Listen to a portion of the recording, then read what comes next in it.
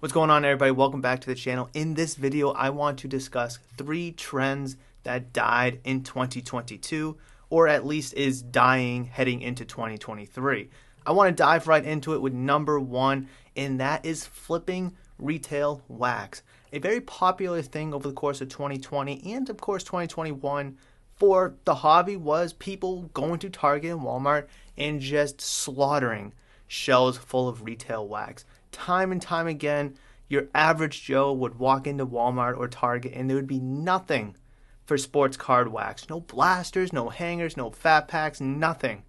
That is because retail flippers, and we still see them today, would go there and just wipe out the entire shelf in efforts to make $5, $10 off a box. And that is a trend that we've seen slowly die over the course of 2022 as retail product has become more accessible for consumers. Whether that's at Target, Walmart, or any other place that sells retail wax, we're slowly starting to see more and more boxes and product sit on shelves. Is that a good thing or a bad thing? My opinion, I think it's a good thing as it makes sports card products readily available for anybody who wishes to go buy a cheap box for a fun, cheap rip. Number 2, sticking with the wax theme, I'm going to be talking about just ripping wax in general. This is something that I've slowly seen deteriorate over the course of the second half of 2022, and I do hope it does not completely die, and I do hope that it rejuvenates itself in 2023.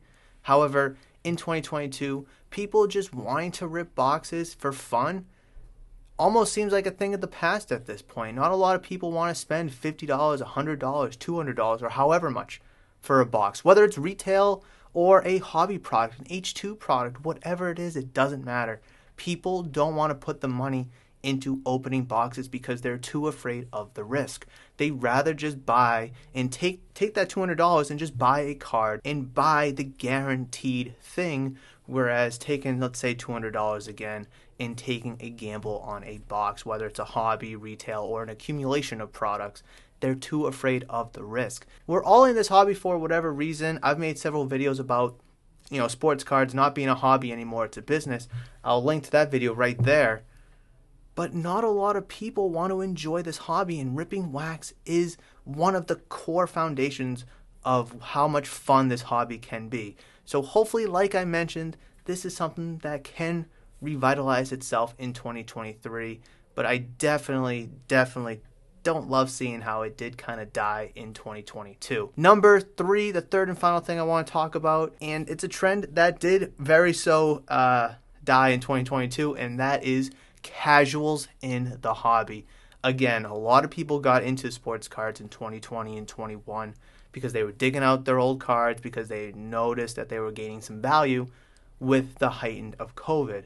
And when there was extra governmental money rolling around, people didn't mind spending, wheeling and dealing, and doing whatever with their money in this space. Now that government money is a thing of the past, people don't want to actually put their hard-earned money into this hobby, so they're kind of out of it for that reason. Now, I'm not including people that just are new into the hobby. I'm not talking about people who just got introduced to sports cards in 2022. I'm talking about those that only got into the hobby for money reasons. You know who you are, but if you don't think that fits you, then you're in this hobby because you're a collector, because you love sports cards, you love the hobby.